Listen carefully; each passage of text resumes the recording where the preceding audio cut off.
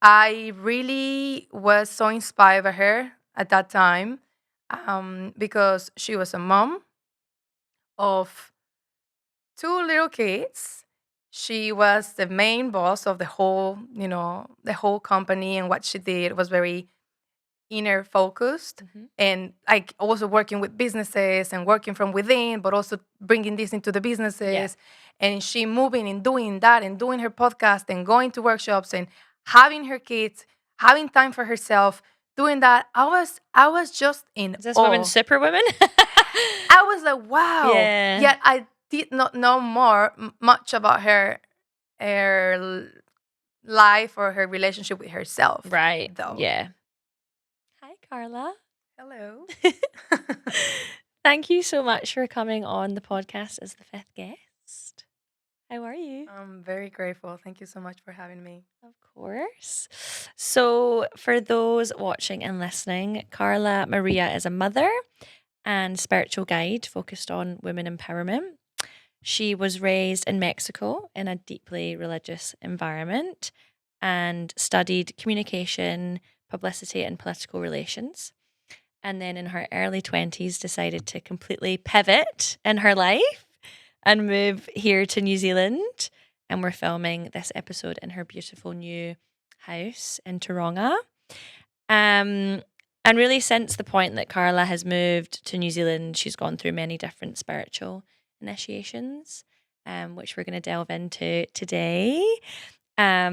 She's now a mum, and her current work focuses on helping women with self love, their connection to the divine, and helping women really reach their highest potential. So, in terms of how we know each other, we met. I was like racking my brains prepping for this. We met through dance. Yes. I think almost exactly a year ago now. Yeah. Yeah. Through our dance school, Bow Studios, and we instantly connected and have since developed a really great friendship. And in the past year, we've both gone through a lot of big lessons. And watching you, Karla, like I've just been able to see that you handle life with such self-awareness, and in terms of the friendship that you've given me, like the advice and the guidance that you've given me, I've been able to see that you really are true to your word and you do live by your practices and you do live with so much intention and self-awareness, right? And it's been really inspiring for me to see. And so that's kind of like one of the main reasons I wanted for you to come on the podcast, was to really delve into your version of success, which is really so focused on your inner world. And we were saying earlier, like the inner world and the outer world and how you view success, that's all very much connected and aligned. But you specifically are somebody to me that really represents that kind of continuous commitment to trying to discover more about themselves and trying to feel successful in their inner world. And I'm just so interested in that. And obviously we're going to kind of delve deeper into that as we go through the conversation. Super excited. Thank you. Of course. So, Karla, I'm really just keen to hear more about your story and yeah, just to delve straight into it. So, first question is, what does success look like to you at this point in your life? Hmm. Success for me is being sovereign of my inner state. Mm, And with that is how I feel, how present I am, the perspective in which I choose to live my life, mm, that inner power that we all have. For me, that is success, like having this self awareness to choose how do I want to relate to this experience in this moment? How do I want to live myself through this?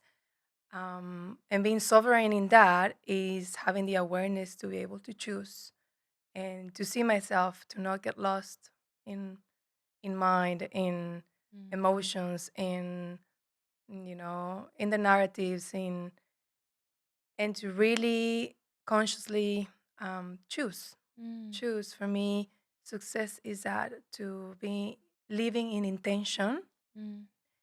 from awareness Mm. and choosing, choosing from within. Hmm, how do I want to experience this? Mm. And yeah, that for me is is success, because in life we're always going to be going Mm. through so much ups and downs, waves, and there's going to be chaos, there's going to be challenges, there's going to be, and it's up to us. On the end of the day, the power relies on us of how do I want to experience this, and that my inner peace and my inner sense of fulfillment and happiness doesn't depend on anything external, Mm. but instead of within me, with myself, I'm already whole here and now, right? And then everything that happens in the outside, no matter if I'm going through a challenge, if I'm going through, it doesn't pull me out of what's actually the inner state in which I want to live. I want to live in peace. I want to live in harmony. I Mhm. want to live and be love.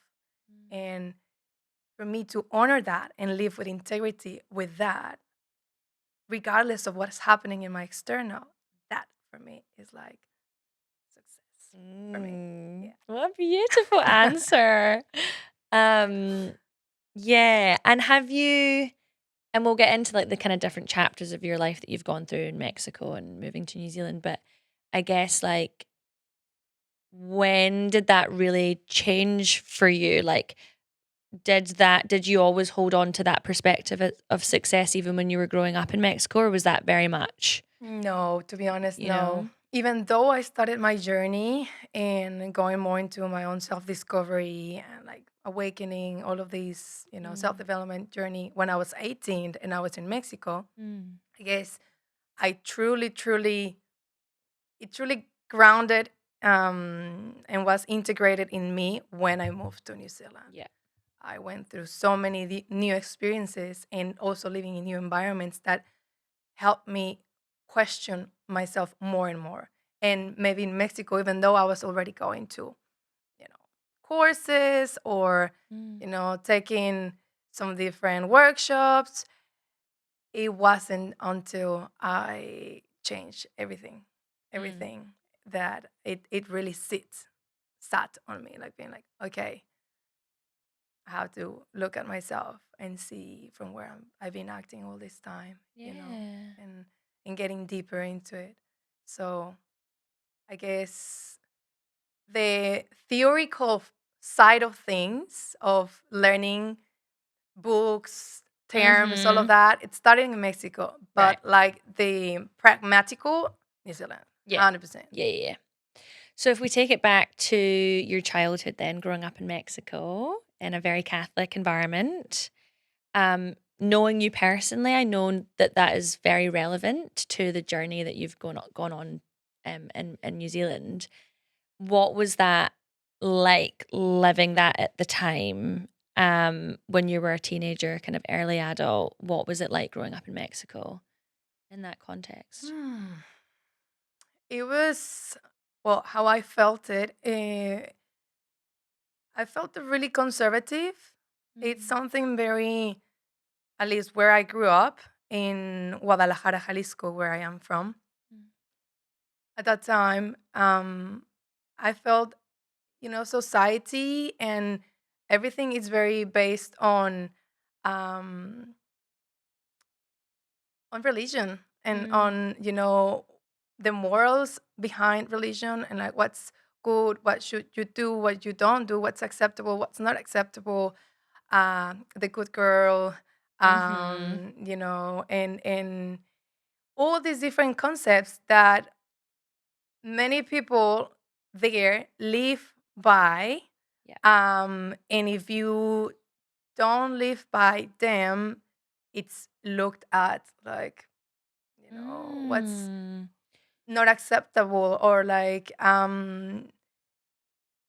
yeah, yeah, it's definitely My experience there was because I mean I grew up, in religious school, religious high school, Ah, religious did you? university, really everything. Religious university? Yes. I didn't know there was such a thing. Yeah. Yeah. Oh. Yeah. And it's very, yeah, Catholic. And What does the quintessential good girl in Mexico look like? It's a hard question, but like, I'm yeah. just going to oh, going to mass Mhm. each weekend, um being Guess like living in the living within the confines of the societal expectations and exactly, never straying from exactly, that. Yeah, yeah, exactly, yeah. and not testing too much out of Mm, right. that square. And um Mm, I also think in that part of my life I felt a lot of superficial energies too, mm, where I was living, mm, in that city. Not saying that all the city is like that, but there was a lot of focus in the outside, in the outside, in your how things looks, look. and how Yeah, people look at you, yeah. and your reputation, and how social you are, how many people know you. Uh, Mm, it's I felt it was very like a bluff, so a lot of bluff mm, energy, and there was not much authenticity. I think there was a lot of many people doing sort of the same mm. and trying to fit in and trying to be part of that circle, or like, and it just I just feel it's just like a Yeah. copy of everything. And I quite held I held I held so much. I held on in so many things about Mm. me. My expression, my creativity, my because I wanted To to conform. Yeah, exactly, yeah. because I wanted to fit in, and I wanted to just feel included, to feel. And the price and the cost that I paid was too high, because Right. it's I just was completely um not in integrity, or faithful with myself, with In what's in alignment. alignment. Yeah. How did that feel, Carla, To be at the honest, time? Because it's hard to know, right? Sometimes when your body will often tell you, I yeah, found, oh but yeah, mentally, especially in a world so full of distractions, it's actually very hard yeah, sometimes to check in and to know. it felt like a constant not enough, Right. a constant not enough, and like this chasing the next thing that will add value into me, that will add. It's just everything external, you see. So everything, looking into the lack. What was Mhm. lacking? What was I lacking? Mm. What do I need to enhance myself? Either, I don't know, physical, either a study, either Mm. anything that adds up. So at that point in my life, my sense of self and my value and my sense of worth, I at that moment in my life, and my awareness where it was, I put it all in external things. Like what? Like Like your course that you were how much studying? I knew about certain things. Yeah. Like, I don't know, was I building a business? I was the A+ student there. You Yeah. know, looking good physically, and like, being Right. certain shape, whatever. And it's just deep down there was this sort of like feeling of like a hollow. There was something there. It Mm. it it felt like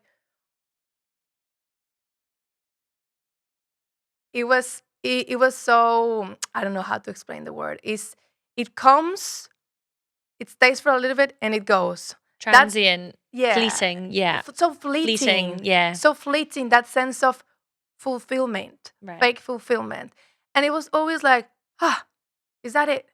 And then Yeah. and then what's the next thing? Chasing the Yeah, next because we thing, adapt, right? Your and brain's wired to adapt. Absolutely. Yeah. And being like always chasing something and not quite being inside within and Mm. contempt and being in the now and gratitude with and knowing who I was. I wasn't. I really was lost in that time of my life, and I had many characters, many identities. I mean, Mm. we all have, but I was very lost in those identities. Who I thought Carla was, what Carla represents, how people look at Carla, how all of that, Mm. and phew, it's just as a weight. Yeah. It becomes a weight to just carry and to live by and being like, I can actually so relate to that in the sense that during uni, at law school,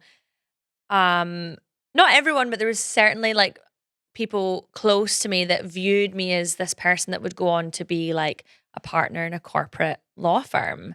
And it was that kind of like quintessential corporate girl that actually I just kind of got swept away with as well in mm, terms of like who I was and how I viewed mm, myself. And even when I was sort of training as a lawyer and working as a lawyer, like even just like my, not that it needs to match, but my physical, my aesthetic, like the short, cropped, straight bob, like the corporate. I don't know. It's like it's interesting how we all mm, represent ourselves, who we think we are through our fashion sense or our aesthetic, and in many ways, I don't know. Like I would also feel I didn't feel in alignment with that look even yes, physically, and it was always I've reflected on this, and it's like interesting that oftentimes through the way that other people describe us, we then latch on to that identity as well in terms of how we think about ourselves. yes, Um, and so I can totally relate to that. yeah, yeah, Sometimes it's not even the person that you think you are that you live up to. It's like the way that other people have described yeah. you. And also, why did I put so much weight in how people view me?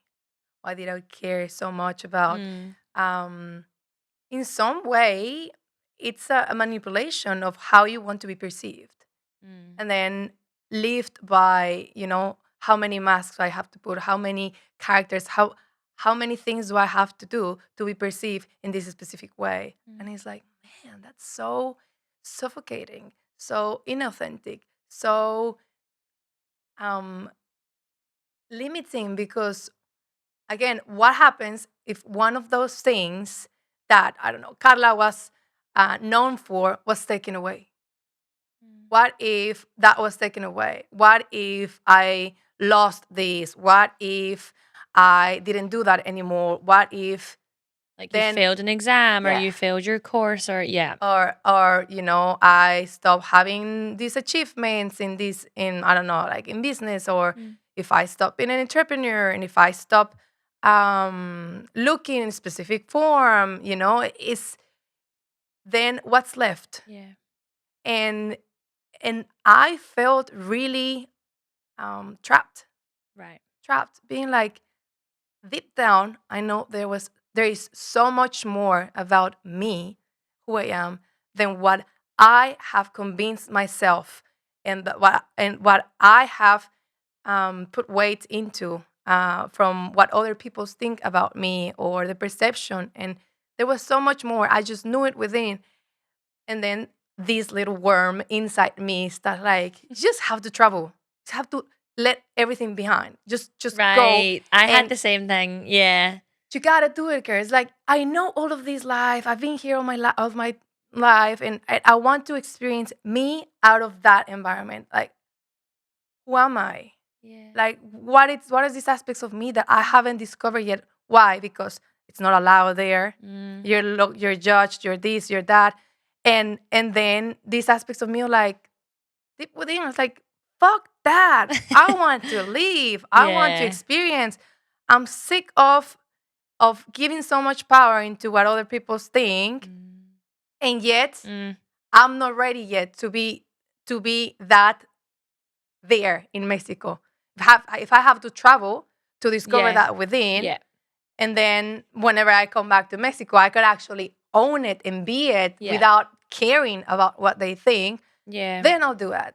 I'll do that. And then my first step for me was like, okay, you gotta travel. You gotta go out, find yourself, Yeah. look for, well, not even find yourself, like go inside and get to meet yourself, discover more about you. And then you go out to Mexico. I was just supposed to travel for 1 year after my university, and I was Me gonna too. come back. Yeah, right. Yeah, yeah, You know? yeah. Because it kind of almost relates to the habits thing of like sometimes like actually over time it's just a development of habits in your life that you're doing certain things or repeating certain patterns, and actually completely changing your environment is really, really helpful because it just kind of Yeah. obliterates all of that and it just helps you start completely fresh. I found that as well. It was like such a helpful catalyst to enacting some of the change that I wanted to see as well in my life. Um, Carla, in terms of the like, you were saying, you know, you just knew Mm. that there was like this kind of, I guess, like higher version of yourself. Yeah. I'm interested in how this kind of shows up for different people in different ways because that's Mm. what you would probably call like intuition, right? Yeah. Um, how did that feel? Like, how did that feel for you? Because I just think that some people might be confused as to like, well, how do I really know what kind of guidance to follow, or you know, like what does that really feel like Yeah. in different people? For me, specifically, it's different for each people. But for me, it felt like I wasn't truly within me free to be all of me on Mm. all my colors, on all my spectrum. It felt like I was holding back. I was holding back, and that feeling is what I was like. I want to know more about me. I want to live, to experience, to fuck things up, and not be worried about. Oh, it's like, oh, guess what? Mm. Life is for that. Yeah.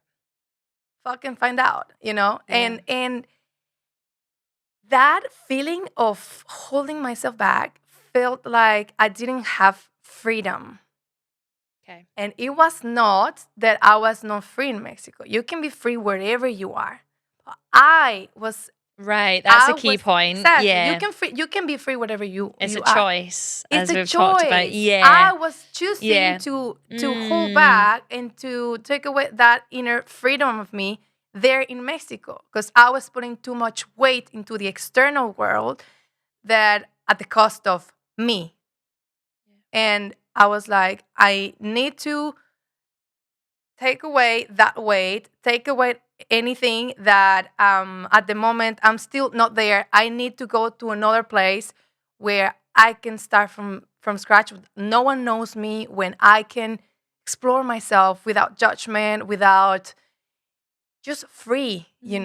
And I know that it's not about the place. It's about the inner state. Yeah. But from where I was there, I can tell you right now, that moment in my life, I would not have been able to do what I have done here in New Zealand, Yeah. in Mexico. Yeah. I can completely relate to that. Uh, Yeah. Internally, I was not there. Yeah. And so it helped me to move to a new place, to start growing that little plant inside me, and to now have this oak within me that I can take wherever the fuck I want. Mm-hmm. Doesn't matter where. But I was not there yet internally. So And did you have any like representations of people doing things a bit differently in Mexico? Like, was there anyone that you looked up to that was kind of, I guess, slightly defying the norms in which they'd been told that they had to live within, you know? Because we were saying earlier, like, since moving to New Zealand, like, there's been so many kind of people here, like spiritual people in freelance, people doing things very differently, travelers, like a lot of colorful characters doing things slightly differently to the traditional norm that I wouldn't have come into such close contact with living in London, working in the city of London. Like, it's just, like it is just different. It's a different kind of environment here. And as we've said, one is not inherently bad and one is not inherently good, but it's just like, I think the closest inspiration I have, I mean, yes, of course, I looked at different books, like the Secret book, and like different other self development books that helped me to dip my toes a little bit into that Right. realm. I didn't have like a person or something Mhm. that I looked up to yet. I did get inspired by one of my, actually, I was working with one of my bosses then in my, during my degree, during my career. I was doing my Mm. practices at this company where they did certifications on coaching, on uh, coaching, internal humanistic coaching. Coaching is a Mm. type of certifications they were giving, and they do also coaching to companies, and we will go to different companies and do the different workshops for people to go within, and or to strengthen the relationship between the peers. And the boss of that company, her name I remember, and Ruby. When I was 19, 20, I really was so inspired by her at that time, because she was a mom of two little kids. She was the main boss of the whole, the whole company, and what she did was very inner focused, Mhm. and like also working with businesses and working from within, but also bringing this into the Yeah. businesses. And she moving and doing that and doing her podcast and going to workshops and having her kids, having time for herself, doing that. I was just in Is this woman awe. superwoman? I was like, wow. Yeah. Yet I did not know much about her life or her relationship with herself, Right. though. Yeah. But so far, what I saw, I liked, and I was really inspired by her. I was like, wow, she really knows the importance of the inside world, and she's also cracking it in the external world and Feeding it doing, into the yeah, yeah, yeah. And so for me, that was such an inspiration. Me, like, it's possible. She can do it. I can do it. And that's also the key, right? It's like achieving things in the external, Yes. feeling successful in the external, like working through hard things and overcoming obstacles. There's so much Yeah. like merit and greatness and all of that. It's not that all of that is invalid. And I Yeah. think like that's what I want to explore more Yeah. in this podcast is like there there is this kind of rhetoric now that I guess there are two extremes. Like you either are in the camp that kind of supports like that kind of hustle culture and Yeah. achieving all the external things, or you're in the camp that Yeah. kind of shuns all of it. And I Yeah. actually think that there's so much beauty in finding the balance and the in between, Yes. You need both. and like also letting them feed into like one another, as well. And it sounds like that's what she was kind of doing. Absolutely. Absolutely. You need both. I mean, sometimes humans need to go through extremes to Mm. find the middle, Yeah. the middle point. And that's why any sort of experience always adds up. It's not that we had mistakes, that, like, for example, if I hadn't experienced what I experienced in Mexico throughout all those years, I wouldn't have the contrast of what are the things that don't longer resonate, Exactly. for to now have so clear of what does resonate, Mm. and who I want to be, how do I want to feel. Yeah. And it builds you. It does. It does. And it's the polarity If of you choose life it to as build well. it to build. Yeah. Yeah. Yes. Yes. That's so key. If you Oh, yeah. choose it to be a building block, I guess, Yeah. rather than letting it Yeah. define you. Define you, or getting lost in it, or not using it as activating your greatest potential, but just Yeah. leaving it there. There's so much codes and like juiciness in the life of people. There's so much, but some people are not willing to see it, Yeah. and like to really, I guess, have some time of introspection, of actually looking at your life and be like, what does Mm. that taught me, or what is this coming to teach me, or what is like, okay, And instead of being a victim, oh my God, my life, or being completely helpless, or being like, it's so a choice of perspective. So uncomfortable sometimes to sit in that. Absolutely. I realized this the other day because I was making my breakfast, and I don't know. I mean, I like to think that I take a good amount of time to myself. But I noticed that, like, because I didn't have my phone or my laptop or anything, we don't have Wi-Fi in the flat at the moment. So it's just like the TV wasn't working. Anyway, I like made my eggs on toast and I went to sit down, and then I was like, oh, I don't have, like, I need something in front of me. And then I was like, actually, I'm just gonna sit here and eat my breakfast and just be with myself. That sounds really simplistic.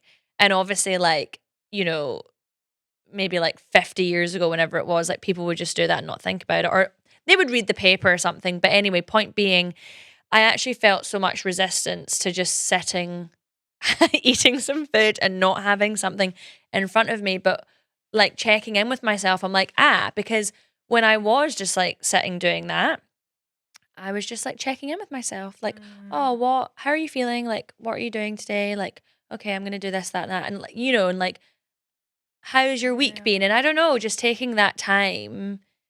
And it's so valuable, but it's just like we're now living in a world that is kind of designed to draw us away from that, unfortunately. And so, like, I'm going to try as much as I can. And obviously, like, meditation and yoga and all those beautiful things. Just creating space. Really help with that. But yeah, it sounds like you were doing a lot of that kind of self-reflection at the time, right? Yeah. When you were starting. Yeah. Starting. Yeah. And then I just took the leap and went, Laters. How? Bye. That's basically what I did. Yeah. Yeah. Being like, it's just I'm out. Let's go. Because sometimes actually you'll find that when you allow yourself to think too much about it, your brain will. It's almost like thinking too much about going to the gym. It's like the Mel Robbins thing of like count down from 5 and you have to do it within 5 seconds. Like the thing, like if you think about going for a run, you have to almost make the decision within 5 seconds, because otherwise your brain will go into overthinking mode. It's kind of the same with like big decisions sometimes, right? Yeah. Yeah. That's why it's so important to be present when decision taking, to not get lost in mind. And to be present for me is to create space here. Like there's nothing in my hair, and my nervous system is regulated. Because if my nervous system is dysregulated and I'm like facing, I'm just gonna take, make decisions from that state that probably were not the best for me. I was just getting lost in my emotion, or I was getting lost in mine, thinking, oh, but if I do this, but if I don't, and then the quality of our decisions are related to the quality of our presence within ourselves. And so it's like, where am I choosing from? Where am I choosing from? They're like, not now. I'm very feeling a little bit of emotions, and okay, I'm gonna have some time for me to just breathe, calm down. Or my mind is going crazy. I cannot shut it down. Okay, just gonna maybe take a little bit of a meditation, 5 minutes. Look at the sky, look at the plants. I don't know, just many ways. But yeah, and we don't do that often. We don't. Yeah, well, I was thinking about this very thing the other day, in the sense of like, well, in the West at least, we're very obsessed with the metric of time and how much time things take, how much time we spend with people, how much time this project will take, rather than the metric of presence. Like, how fully present are you when you're doing something? Because I've found myself being really like fixated on time recently. I'm juggling various things now and I'm trying to fit it all in. But what I realized that I was doing was not judging it by my presence. So like, even if I'm like, say I'm prepping for a podcast, maybe like when I started, I would think about like, I need X amount of hours to sit down and do this, rather than like, how present am I in this? Like, how can I regulate my nervous system, or like set myself up for this task so that I can be fully present in it? And that's something that dance has really like not taught me, because I realized that when I was a child, but reignited in me is like, it forces you to be so present. So even if you had like a short dance class, if you are really present and you're following the dance teacher, you can learn a lot of choreography in a short. It's not the time as much, it's the presence. You could have a 2-hour dance class, but if you're not present, if your mind is going, you could achieve the same in a 2-hour dance class that you probably could in a 20, 30-minute dance class if you were fully there. And so that's been interesting to me. I've been trying to like reframe how I measure my productivity, I guess, if you will, based on presence The quality changes. and not time. So I totally get that. So you pieced out but you went to Canada first. I did. You did. I did. Yeah. I stayed there for 6 months. Uh-huh. To be honest, I have always wanted to live, experience Canada for a while. So I was like, why I can't go? Let's just go there first, and then I go straight into New Zealand because I already had my working holiday visa approved for New Zealand. So I was like, maybe I just stop first in Vancouver, in Right. Canada, and then I go to New Zealand. And so I did that, and I experienced beautiful, looking at different nature spots, meeting people. My first time living by myself, my first time living with roomies. It was great. It was really good.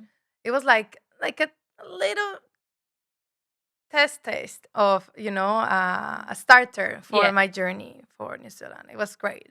It was Yeah. great. I needed that. And why New Zealand specifically? honestly, it came like in the randomest way. I didn't even know New Zealand existed. I know. I'm gonna be honest. Very good. I'm not very good at geography. I'm not very good. And a friend of mine came to Mexico after her trip to New Zealand, and she shared with us her experience, and she spent here for a whole year, her working holiday visa. She came back and she shared with me and with another friend, and I was just in awe of everything. Did you see And some pictures and things? And I saw some pictures. She just mentioned so much amazingness about nature, about the people, about traveling, and I was just interested. And also that she did the whole staying here with visa and like working like legally. And I was like, I want that. I want that. And it's an amazing thing, the working holiday visa. An amazing It's thing. amazing. Amazing. Opens up so many opportunities. But there still is only like 200 visas that they give out in Mexico. Yeah. Yeah, every a year. Yeah. I know, not many. No. So, I went and I applied to get some support from the agency that helped her to get here, and they helped me, and then I got the visa, and so I was in Canada, came back, arrived to New Zealand, lived a little bit in Queenstown, which is beautiful. Nothing was working quite on for me there in regards to work. I don't know how many times applied, and I wasn't getting the job that I wanted, and so I had to move. And I don't have to move. I chose to move. How long did you stay in Queenstown? Like Not long, maybe like a month or so. And then everyone was telling me, you should go to Wellington. And I'm like, I've never heard of Wellington, but if everyone is recommending me, okay, I'm going to Wellington. And so took a flight, got to Wellington, and everything flowed. Like I got jobs to choose from as soon as I arrived, and opportunities here, opportunities there. I was like, okay, I was meant to be here at this time. Would you say that your energy was different in both places? Like in terms of being in that flow state? 100%. 100%. What do you think that was, Karla? Like the difference there between you, maybe you feeling like things weren't going your way in Queenstown, and you? I was resisting a lot, and I was trying to control a lot. Yeah. And when I went to Wellington, I was more in a state of acceptance and of openness, of receiving, or instead of like things have to go my way. Being like, you know what? I'm just gonna give myself and give myself to the whole experience, and I'm gonna trust that things will work out, and I'm going to enjoy this trip. I'm gonna focus on myself, and then things flow. Because did you turn up to Queenstown with, I guess, expectations on on what it should be, probably because you heard from your friend Yes. about this incredible experience, and then Yes. so you turn up and you're like, well, things must be this way. Yeah. And then oftentimes when you kind of have strict expectations, it's very hard to control life and other Correct. people, let alone, you know, Yeah. your own Yeah. self. Definitely. You And then know. Wellington happened, and it changed my life forever. Like, I think most of the portals of transformations that I have experienced happened on Wellington. Right. Yeah, many, many, many. From meeting the father of my son, becoming a mom, then going through our uncoupling, conscious Yes. uncoupling, and then being a single mom, Mm-hmm. and then being there without family, my family being in Mexico, and being by myself in some sort of way. Because I mean, when you get into a new country, you leave your life behind, Yeah. and everything behind, and you start from scratch. Yeah. Everything, right? Yep. Friendships, meeting people, relationships, and yeah, Well, also the culture is so different to Mexico. yeah, yeah, And the language. so different, Like, so yeah. different, because you have so many different cultures here. Right. Openness is very open. New Zealand, open mind, a lot of respect for different ways of thinking, because you have people from all around the world here, and so it's very chilled on that. It's very embracing of that. It's like, okay, their background, where they come from, they're like that. Yeah. Their background is not like we all like this. You should all be like this, and if you don't feel like this, you're pushed out aside, or you're like, oh, look at them. And that's what Mexico felt That's like what to my you. That's what your experience of experience. not Yeah. Mexico, but in Guadalajara, that part Right. of my life, that period of my life, because I cannot generalize, but yeah, definitely. So for me, coming here was like, oh my god, like people are so free, and like, Especially in Wellington, I've kind of heard that. I've actually still yes, not been, but I've heard that it is very accepting and so authentic, so yeah, chill, the vibrant. vibe. Oh my god, I can't wait to yes. go. And I Yeah. remember, I think the biggest things that I realized when I came and arrived to Wellington, and when I start meeting people, is like, damn, like I was carrying so much. Damn. Damn, like I was carrying so much ways of being that were not even mine. Were more like society acceptable way of being for Guadalajara. Things that I'm like, am I actually like this? Like, do I like this? Do I like to be like this? There's people here that can do this and that, and nothing bad happens to them. Like, why can't I just explore that? And I realized how many layers I had on top of me that was hiding aspects of me. So for me, Wellington was an initiation of self-discovery in my authenticity. Right. And like liberating myself, starting to peel the layers and be like, this can go. I don't need this. Why I keep doing that? Like, fuck this. What's And an like, example of that? okay, I'll give you an example. I know it's silly, but an example of that. I used to care so much about my looks and in how people, oh my god, in Mexico, like you're going to the supermarket, like you have to go to the supermarket properly, or if you go to the mall. Well, this is then.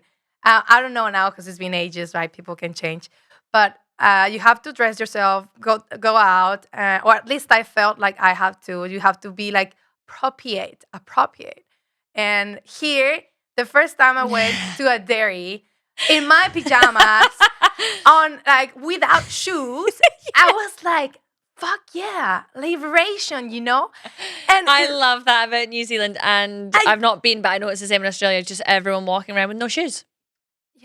It's so free. Yes. So free, and no one's gonna no say one anything. giving a shit. Yeah. I love that. I think Yeah. for me, that was the first thing cool. of like, wow, how much I've been giving a fuck about things that actually don't matter. Right. And how free I feel by actually just giving it a go and just being me. Yeah, that's and cool. The vibe, Yeah, because then you realize there's not really any consequences from you Whereas I guess in your mind when you were in Mexico, like Yeah. feeling They're like gonna say that. There are gonna be rumors about me being like that. This and yes, that. your Just brain's thinking about all the potential yeah, consequences yeah, which are hypothetical yeah. versus when you actually do the thing like going to the dairy and with no shoes on.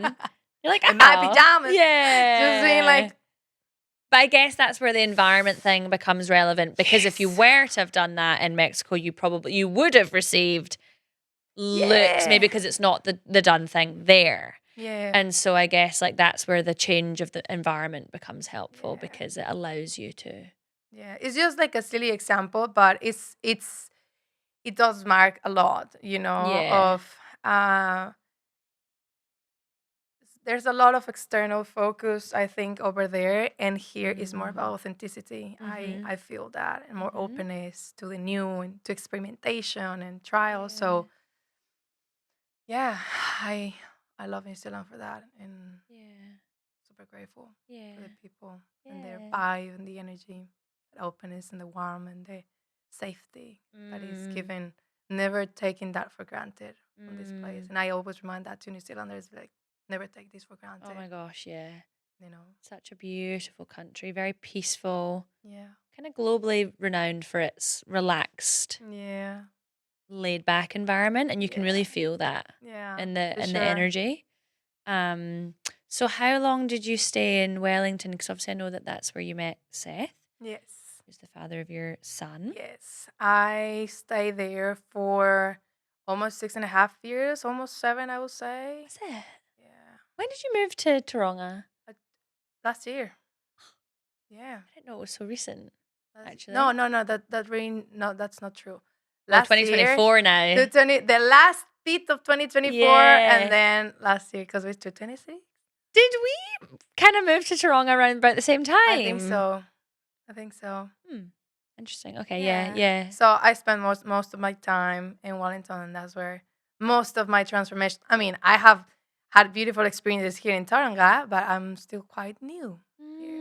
Mm. But yeah, um, the most that I have been able to discover myself, my own authenticity, my own terms of what's connection to the divine, what's connection to me, my own self-expression, my own weight of relating and also being in relationship and game in on Wellington over there. Mm. Yeah, it's just wow.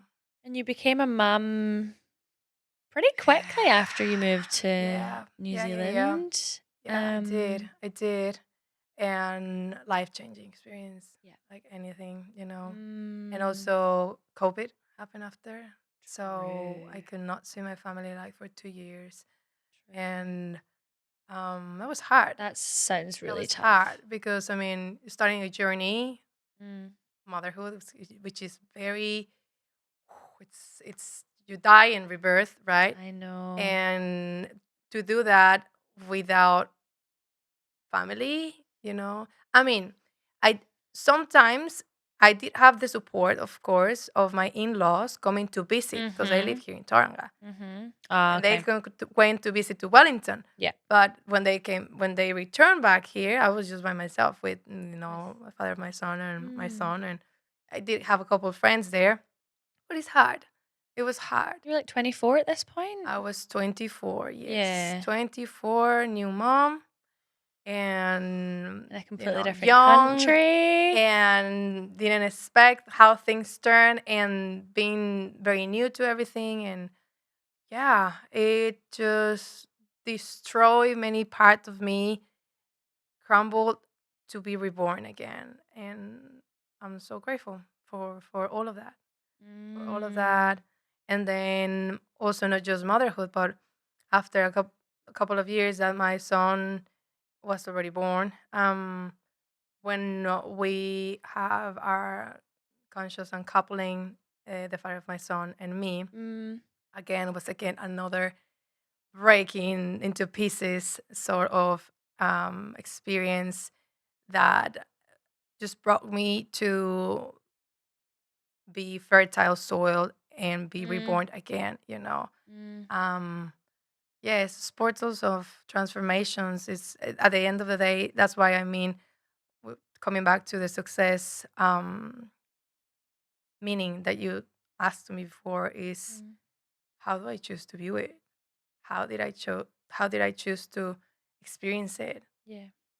Did I create a meaning about me in regards to the experience, or did I left the meaning behind and I just, you know, chose to let it expand me and The grow conscious from it. uncoupling. Yeah, yeah, yeah, I'm yeah. interested in your description. I've never actually heard that sort of life experience being described in that way. Is there a reason for like is there a reason for that? Yes, because I Yeah. don't believe in separation. Right. I don't. We're all together, and we're Yeah. always gonna be family. You know, Yeah. uh, forever. Mm. And he's my family, and we are family, Mm. regardless of the form. And that's why I choose to use that term instead, because we're not a couple anymore, Yeah. but we're family and we're a Yeah. team. I love And that. I think that's one of the things that I'm the most proud of, being like, it's interesting because when I went back to Mexico, Mm. I went to this party with the high school girls I went with, the religious background and everything. Mm. I'm not saying that they are still like that. They've all changed. We are all changed, of course, because we're adults. But it was really interesting to see how when I was sharing about, I was like, they were like, "Are you coming to Mexico by yourself?" I'm like, "No, the father of my son came with me to visit my family, visit my Mm. parents and my son as well." Ah, your husband? And it's like, "No, it's not my husband." "Oh, but you're together?" And I'm like, "No, we're not together." And they were like, sort of like I what don't what do understand. you mean? What do you mean? And for me, it's like it's not common. I get it, but it's possible, Well, I don't know you because I know, mean in Mexico. yeah. I'm Oh, okay. I saying, was gonna say I'm yeah. saying, absolutely. Right. It's not common in No, Mexico. everyone Oh, you would married. just stay with. Yes, yes, and Ah. and I mean there is like divorces and everything, but it's not very well looked, and Ah. and Okay. I don't think it's now the case. I think then more, Mm. especially coming from religious, environments, and it's like divorce. No, you just should fight for life, for Yeah. your marriage and stuff. Right. And like, man, sometimes it's better just to each one go to their own in their own journeys and work instead as a team Mm. and really be mindful of what's best for each one and for the health of the whole relationship, and then choose from that space. Like, yeah, Which that's is surely sometimes actually better, yeah.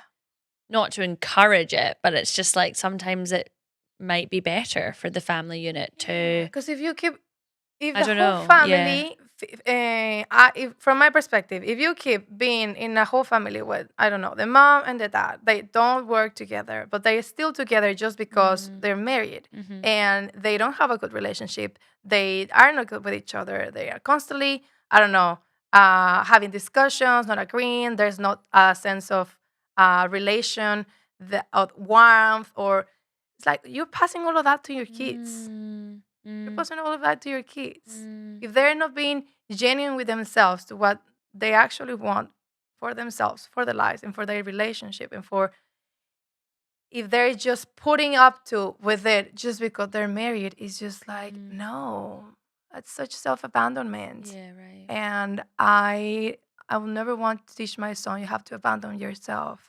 uh, for your family Mm. or for anyone, because I've always teach him and taught him you go first, always. You are priority. Yeah. And when he says, "I love you, mom, I love you, dad," and I said, I love that you love us. The most important thing is that you love yourself first. Yes, I love Mm. myself first. And it's That's so like, cute. yeah, Because so much goodness flows from that. yeah, And I think that's kind of indicative of, I guess, what a lot of people seem to struggle with, which is just like yeah. self love and accepting that actually, if you're open to receiving and open to just like loving yourself as much as possible, like so much goodness flows from that. It's not a selfish thing. No, It's not a self-centered thing. It's no. actually Healthy. it's the whole thing about like the fullness of your cup, Yeah, you know? absolutely. And I guess the focal point and for me and what you're saying in terms of the conscious uncoupling is like you're both still very devoted to having a healthy family unit. It's not like you've just turned inwards on yourselves and you're only focusing on yourselves. It's actually very much No. the opposite of like how can we actually still create Yeah. the most healthy kind of family Yeah, unit, you absolutely. know? Because we're always going to be family. Yeah. And I think it's super important to be accountable Mm. for ourselves, Mm. our own stuff that we have to heal. Mhm. So we don't pass that onto our relationships Yeah. or onto our kids. And in general, like, I think relationships are such a reflection of where we are at with ourselves, of your own relationship with yourself.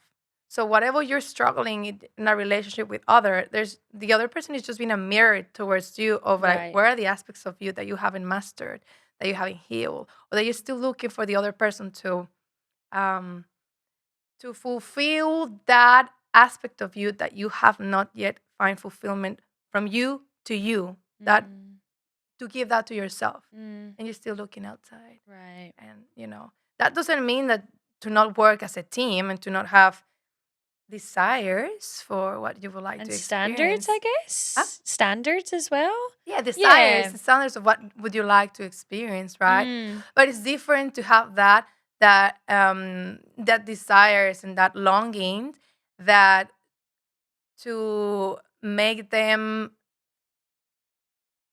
need them to you in order for you to feel a sense of fulfillment or completely happiness. Yes. That's where it Right. gets fucked up, because Okay. no one, no relationship, nothing will ever going to fulfill you, ever. Nothing Mm. external, truly. And if we put our sense of fulfillment, our sense of happiness, our sense of wholeness into anything external, into relationships, into the profession, into I don't know, finances, whatever, it's just always gonna be not enough and feel not enough. And there's no one else's responsibility or experience of your life responsibility to make you happy. Because come back to you're the sovereign of your inner state. You are the one who chooses how to feel, and to feel your wholeness, and to feel um, enough and fulfilled at this moment right now. Not Mm. then, not yesterday, now. And that's the choice that we have. So, yeah. Why do you personally think that it would be hard for somebody to reach that point? Like there's I guess there's so much weight in what you're saying. It's very complex really because kind of is like the whole thing of in the age that we're living in, we've got so much information and knowledge now Yeah. at our fingertips in terms of like I guess how to feel that Yeah. in terms of like the tools to get there. But I personally think like oftentimes it's actually the resistance, the original kind of resistance that somebody might feel to wanting to better themselves or to wanting to reach that point. In the same way of like with physical fitness, for example, we all kind of know now that it's like, Yeah. well, exercise and sort of eat clean and stuff, Yeah. but a lot of people just kind of struggle to maybe do that consistently. It's almost the same thing for me. It's like, why do you think There is that? no willingness. There is no Mm, willingness. Not many mm, people are willing to see themselves mm. and to see that they are the own creator of the reality. And it's so easily to be the victim and point out, and that's a problem, and he's a problem, and she's a problem, and everything's a problem but me, poor me. Mm. So then you become this helpless person that everything happens to you.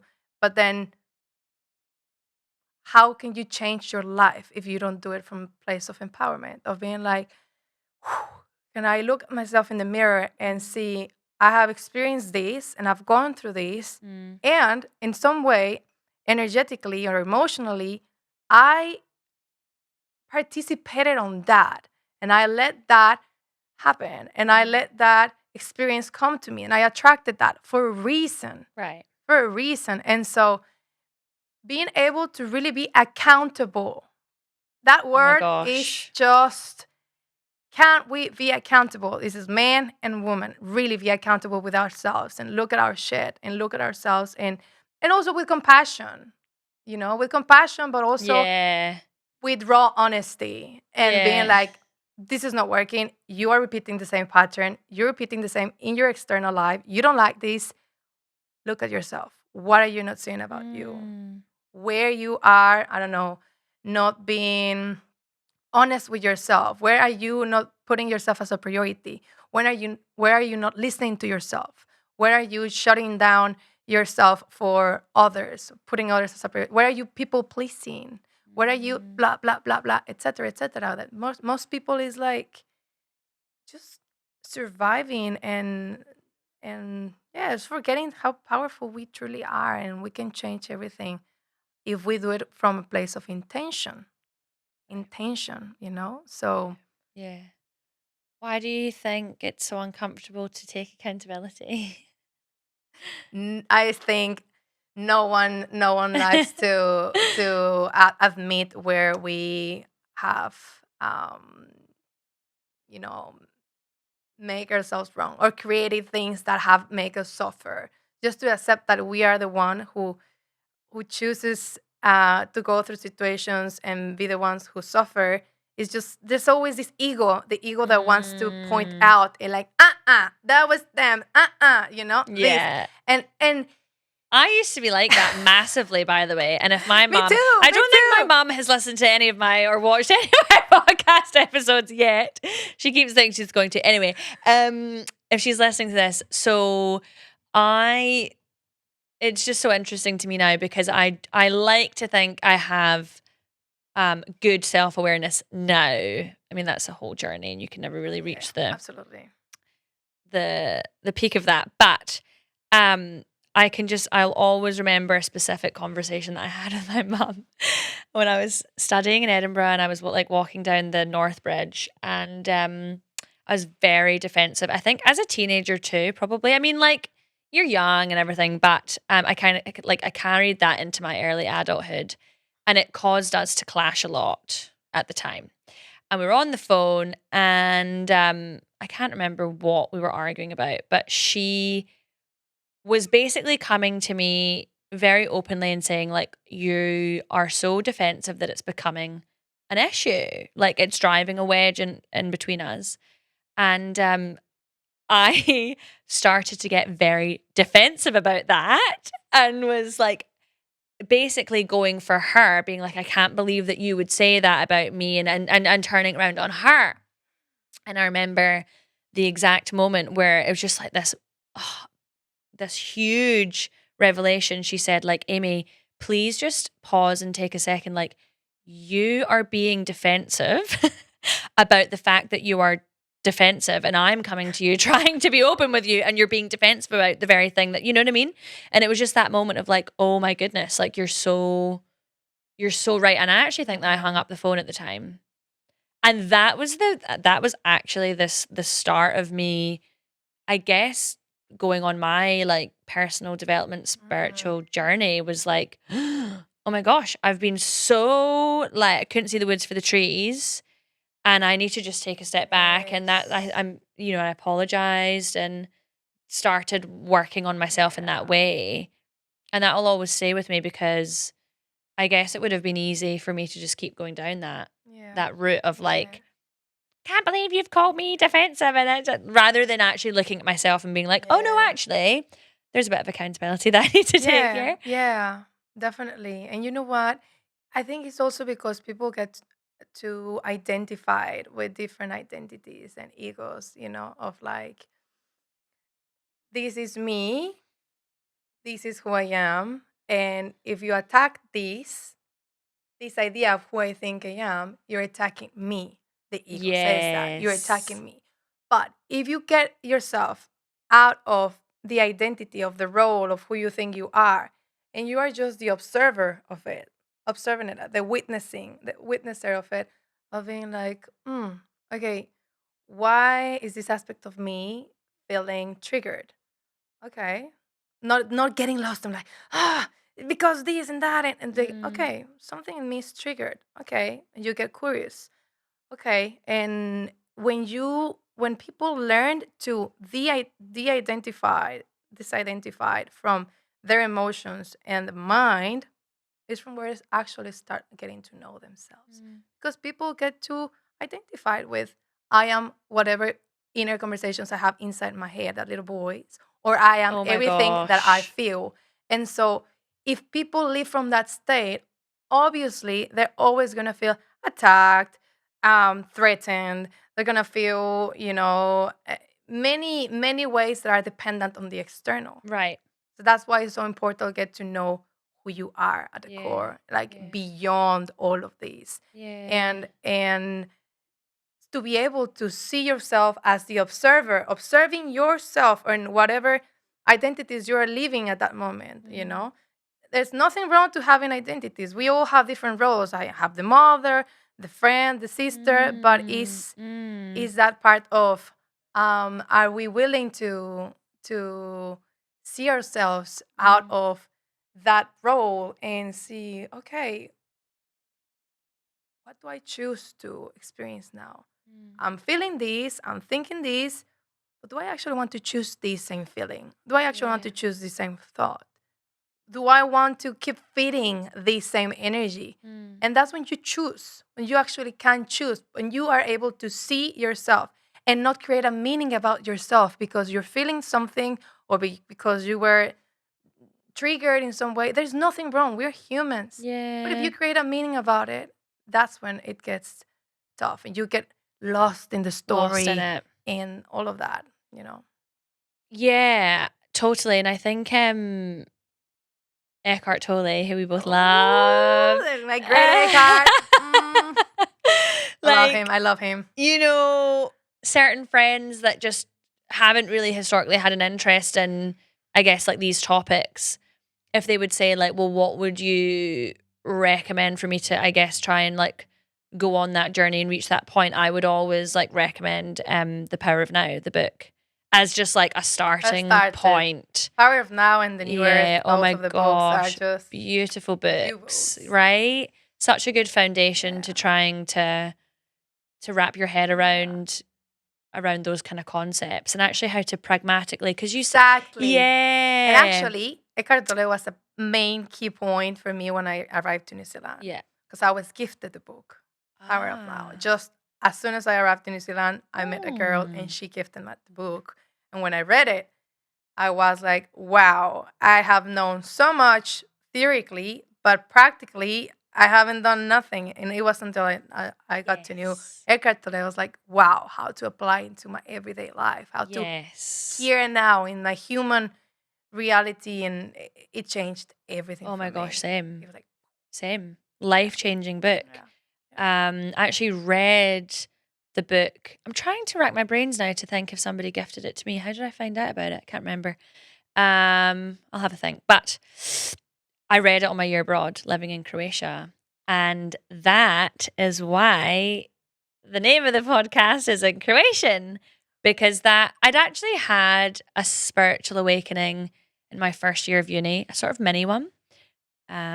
But I remember talking to my brother about it at the time in our granny's house.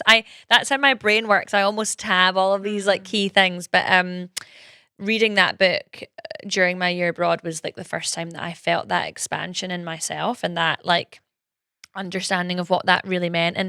And we're aware of this, Carla. Like some people would say it's all like woo woo nonsense, which is like fine. Everyone's got their perspectives on things, but and maybe in some ways I was like one of those people before Croatia. I don't know, but anyway, that's why I called the podcast I love it. Između, because to me it was finding like space in the in between and not over identifying with one thing or the other, like just really living in that in between. And it's relevant to me in so many ways now, because even for example what Eckhart will teach in the book is like, say you're in the shower and you've just got the constant narrative, your ego, the constant narrative, the constant thoughts in your head.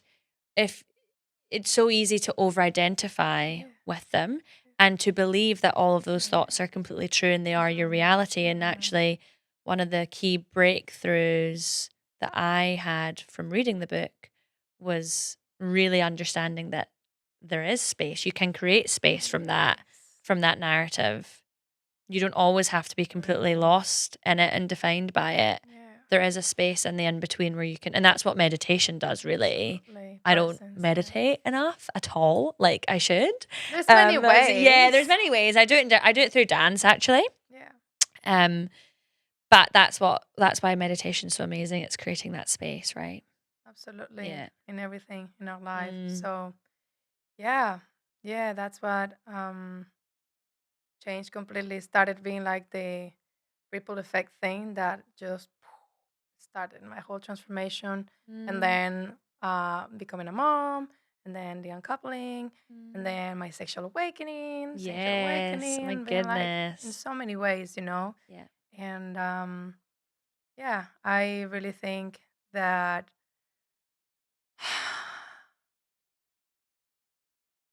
the internal world is super important, but Mm, how to integrate both the inside and the outside, mm, and how to integrate create it from within and being intentional with what we do, because everything could be actually spiritual. You just need to put intention towards it. Doing the mm, dishes, it could be a meditation. mm. Having a shower, it can be a meditation. Yeah. Things that we do every day. Um, Preparing food can be something uh, like a ritual or something beautiful. That Mm, you everything changes from the place from which you do it, and so that's for me the key thing I have mm. learned. It's like Also, relationships. when you change the way you look at things, the things you look at Yes. change. Yes. Mm, That's it. I and like that. relationships, yeah, Yes. Definitely. totally. Yeah. So many learnings. So many learnings, and what a journey. I What a know. journey. And now, can we talk a bit about your current work that you're doing? Yeah. Um, so Raw Remembrance, do you want to tell Mhm. us what that is, why you created it, what Yeah. kind of values you've created it with, what are Yeah. your intentions with the kind of current work that you're doing Yeah. now with women? Yeah. Um, I love when I was looking for the name for it, I wanted something to be super real, super authentic, and the word raw came to me, and I wanted something to be raw, mm, um that's what I put, raw, and remembrance of I think we all already know within who we truly are in our truth. We just need to remember it. So raw remembrance is that space of being raw, completely honest, completely vulnerable, completely human too, but also having that remembrance of our divinity, of our who we truly are mm, beyond that. So raw remembrance is like the union between the human and the divine, both of mm, them together mm, in the spiritual realm and the human realm. And raw remembrance for me is a space for women to remember who they are, to empower themselves, to go deeper within, and to see themselves, to see where they are, and to meet themselves, mm, to give themselves what maybe they haven't given, or what they keep looking outside. It's a space of accountability, of deepening your connection with yourself, with your heart. And at the moment, I'm only working with women, mm. but in the future, I'm open, to create spaces also for men. But Yeah. for now, focus mainly in women, and we do this through different modalities. I do women circles, in-person events, You've done a workshops. couple of them now We and they've have been done some beautiful. for women to connect with their sensuality, their sensual energy, their feminine energy, their eros, the taboo of sex, of Mm, sensual energy. And then also we have spaces online and one-to-one sessions. mm, And then I also, this year, I'm super excited. I'm gonna share a little bit. I want Yeah. to introduce experiences through Oh. art and through, uh, photography, videography Mhm. with women, Mhm. and projects where they can experience themselves in different environments, setups with different adornment of themselves, and to get to know, yeah, different aspects of themselves that maybe they are not used to. I guess giving an opportunity to them to embody and to feel it. And I mean, I'm going to share more about this year, but that's just a little teaser. Mm. And I also believe in sensual movement and the power of dancing too. I mean, we both Mhm. have learned that Oh my so goodness. much. So much. So mixing that, like these modalities that go deeper within of, seeing yourself, uh, doing this introspection and self discovery and going deeper within you to know what's going on and from where you get to change and choose from to create your life and yourself differently, Mhm. and mixing it with external things of embodiment, for example, sensual dancing, Yeah. or these artistic expression, self-expression that I'm about to start, like through photography, through videography, Mm. doing the women's circles, and then this part of like how to mix the inside and the outside world together Yeah. so women can integrate that within themselves Yeah. and bring it into their lives, Yeah.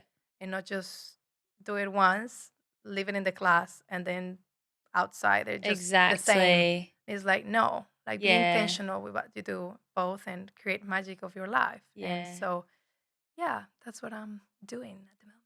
And actually, in many ways, Carla, I mean, through our friendship, like there's been many kind of conversations that we've had in the past year where there was certain things that I felt that I really had to work on. And for example, because I guess a lot of this kind of work is rather intangible, right? And it's different for every single person, every single Yeah. woman. Um it's so different to, I guess, like work in the traditional sense that would have like KPIs and figures and metrics and, oh, this Mm, company's doing better because the mm, profit, the balance sheet's better, right? yeah. And I've often found that about self-development is it's very intangible, it's very blurry, it's nuanced and complex. And I'll be honest, like, I guess I've been skeptical about that sort of thing in the past. I mean, we see a lot of it like online now as well, Mm-hmm.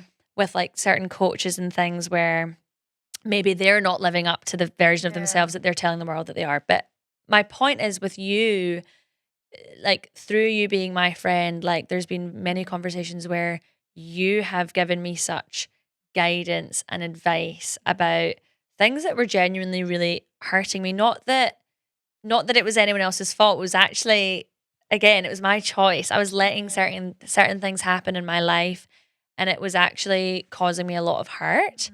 And I really sat down and reflected. For example, I was struggling in one example is I was struggling in a certain friendship, and I was playing the victim, and I was like turning it all round on that person. And you just like sat, took it all in, listened intently, and at the end of my spiel, you were like, don't you think maybe that a lot of this anger is actually towards yourself for like abandoning yourself in this situation? And something, it was like simple but profound. And that has stayed with me ever since and probably always will, Mm. and has had a huge impact on my life personally. And so, actually, my point is there's just so much value in the kind of work that you are committed to doing and Mm. that you have done. And actually, we've all got our own things in life. It's the whole thing about where attention goes, energy flows. Is that the Yes. saying? Yes. So really it's about realizing like we've all got different things that we are good at and that we have different strengths, and Mhm. it's like leave the people to do the work that they are exceptional at. And there's so much value in everything, right? And for Absolutely. you, the kind of work that you do, I feel like you were made to do it because you're just so you're so committed to the growth in yourself and also in seeing that in other people. And it's really genuinely very helpful. So Thank you, sister. yeah, truly. Thank you. I think the word I am devoted. Yeah, Very devoted. Yeah. to it. Being like choosing to be loved, choosing to stay in an open heart, choosing to see myself from an empowered perspective, choosing to yeah, it's all about choice and intention, to be honest. And yeah, I believe that. I believe in humanity. I believe in the Mm, power within every single person. I believe in so much potential that is hidden within us, and that so many are not willing to see because there is no much willingness to see their darkness. And if you don't see these aspects that are like sort of you just want to keep hitting down the rocks, yeah. um, then you cannot see also greatest potentials that are there. And I think what has helped me to find that potential within me and to do what I do and to love what I do and that it comes so natural to me is that I've been willing to see my darkness and Mm, my shadows once yeah. and again. Yeah. Willingness to see myself, accountability Mm-hmm. and love and compassion and love those parts and be grateful for that. And so I believe in the how everything it's sacred. Everything that we have gone through, everything that we have experienced, have learnings for us, and so it's up to us if we choose to pick them and build ourselves, or just to not even look at ourselves and just keep our lives and realizing there's so much wasted potential. Yeah. So And you know what you also do really well is that you have fun with it. yeah, I Like, mean, my God, right? Because sometimes, like, I find as well that it can kind of feel heavy, like doing a lot of yeah, the work on yourself. And I love when, yes, there's times where that's appropriate, yeah, but I also love people who are committed to this kind of growth, but it's not all about that. Like, no, actually, it's about having some chaos sometimes, and we're yes, all gonna fuck up, and it's like that's okay. And there's a lightness to your work and yes, to you that I love. Like, thank you, there's a humor to it as well, yes. which we play I with know. in dance as well, right? But I love that because Yes. we can't always 100% of the time be. No. I guess once you've unlocked that sort of unlock that energy in yourself, it's almost hard to go back, right? Once you're like super self-aware, it's almost like Yeah. feels addictive sometimes. Oh, you're constantly analyzing But you can yourself. go to extreme. You Yes, go to the extreme of my spirituality, woo exact woo, point. and then yes, the other extreme of like completely disconnection. And the point here is how you go into the middle where you integrate Exactly. humanity and this part of like looking at things with a different perspective, like spirituality and all of this, Yeah. like The both. in between of those two things, Yes. the Između of those two things. Absolutely. And we've kind of talked about like there's so many there's so much duality in life. You can't have light without dark. You can't have Yeah. dry without wet, all the things. And sometimes extremes are useful and helpful. But as a whole, I would say like a lot of beauty is found in the in between. And Oh, that's what yes. I really wanna dance through in this podcast is like how different people have found that Mm. balance in their own lives, how they've struggled with it, Yeah. why it's healthy, Yes. the merit in the extremes as well, and where they maybe are appropriate and necessary. But Mm. I think there's a lot of beauty in the meeting of the two, and I think that you do that beautifully. Thank you, sister. You too. You too. Thank you. Trying. Um, Carla, I think we'll wrap up soon. But I just have a couple more Go for it. questions. Um, One thing I'd love for you to explain a little bit more about is because you've talked about like the journey back to the divine. Mhm. I'll be honest, I'm still not 100% clear on what that is, what that looks like. Mm. For anyone watching and listening that maybe doesn't know what that is and what that involves, because I know it's a central part of Yeah. your Yeah. work. Yeah. Like what is that for you? The journey back to the divine. I grew up in this religious environment, right? Mm. Where God was something, this figure external, this big Mm. figure external to you, and the savior, the whatever, you know. And so it was hard for me to comprehend then. Uh, Divinity was something that was sort of like separate, sort of like they say, no, yes, like, and also masculine, you know, he, God, he, Mm. you know, lives within you, but also he did this, but also he did that, and then he, and then there was this figure that I created in my mind, like God, right? For me, um, meeting with divinity within is you gotta go inwards. You gotta go inwards first to take away, peel the layers that are disconnecting you from who you truly are. For me, divinity, it's not something that can be explained. It's something that Mm. it's felt. Mm. It's a connection that you Yeah. felt. Yeah. And um it's different for each one, the journey to how they can come back into this connection within themselves. Mhm. For me was peeling the layers, getting out of my way, knowing where I was getting lost in many identities, and not realizing who was Carla beyond all of that. Mm. And not even Carla, like taking even the name, you know, who am I at core? Mm. Who, who am I? Mm. And getting to understand for me, not through mind, but through experience, what does I am means. Mm. I am, for me, it's such a powerful expression of divine. I am Yeah. being, you know, I am.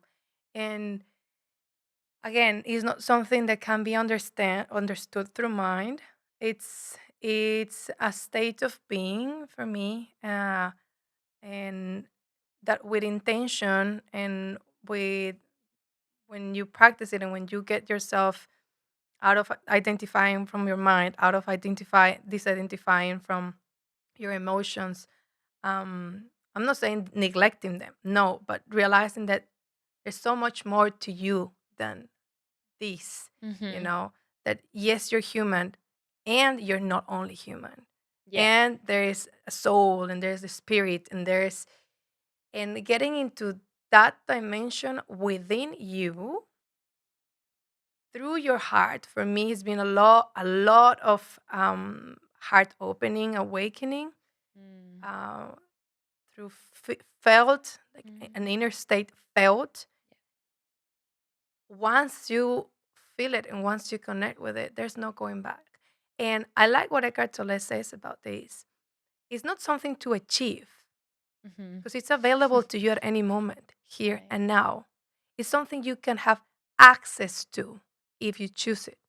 Mhm. So it's a state that you can access to in this Mm. moment, like Mm. the divine, the presence within, and that connects you to everything. Mm. And my work was to how to peel away the things that were blocking me in the way to be able to access to it. Because we all have that opportunity at any single moment, but it's up to what are the things that are blocking you or that you have been blocking yourself to be able to be fully open to access to that inner state. And yeah, practicing lots of inner spaciousness, stillness, presence helped me so much to Yeah. connect that. Mm, and mm, and to be able to feel that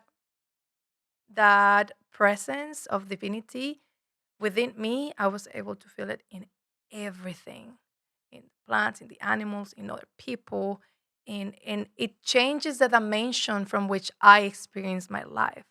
I was no longer just just a human in the 3D realm. right. I'm just everything becomes multidimensional and being like, Yeah. wow, it's amazing and it changes everything.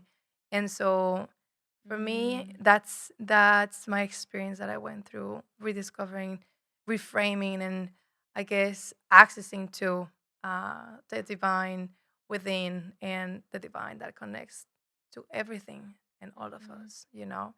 So yeah, my experience on that. You're so articulate. That's so cool. Um, so Carla, last Okay. question. For anyone watching or listening that has taken all of this in and feels like they don't know where to start in terms of going on, I guess, the kind of journey of personal growth, spirituality, um, I guess just, yeah, devotion to trying to reach a higher potential within themselves. What would your best piece of advice be to them to help them get kick started, I guess, on the kind of on the journey towards finding the kind of success in themselves and in their life that Mm. you feel that you have kind of experienced yourself?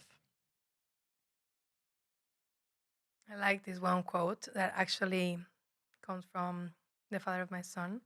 And he always reminds me that get out of the way. Get out of the way. Where are you getting into the way? It's like everything, and it comes also back from what Eckhart Tolle said. Everything is available to you now. The clarity, the peace, the um, the guidance. It's just when I say get out of the way, it's like what are the aspects that you Mm, have within yourself that have become these layers. mm, Um, Sit with yourself in stillness, mm, with no mind, no emotions, pure mm, presence.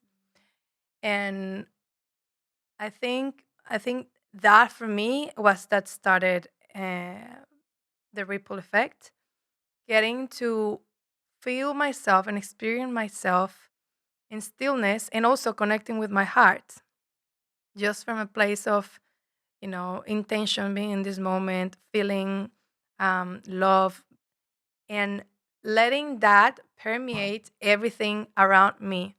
Because there's no one thing that you like. If you start doing this, if you start doing that, I think yeah. first go directly into the access point. There's many things that we will all have to work out in our mind, with our emotions, with how we relate to ourselves. Yes, and yet there's I think it is crucial for humans to dedicate space to be in stillness, Mhm, without mind and without, because that's truly how you get to know your depth, mhm, and who you are beyond all this human realm of what who you're supposed to be, your story about you, everything. It's like, mm, can you take everything away? What's left? yeah. What's left? When you take everything away, no thoughts, not your story, not what you want to do, not what happened yesterday, not Karla Maria Heredia Bojorquez and her life. Can you take everything away?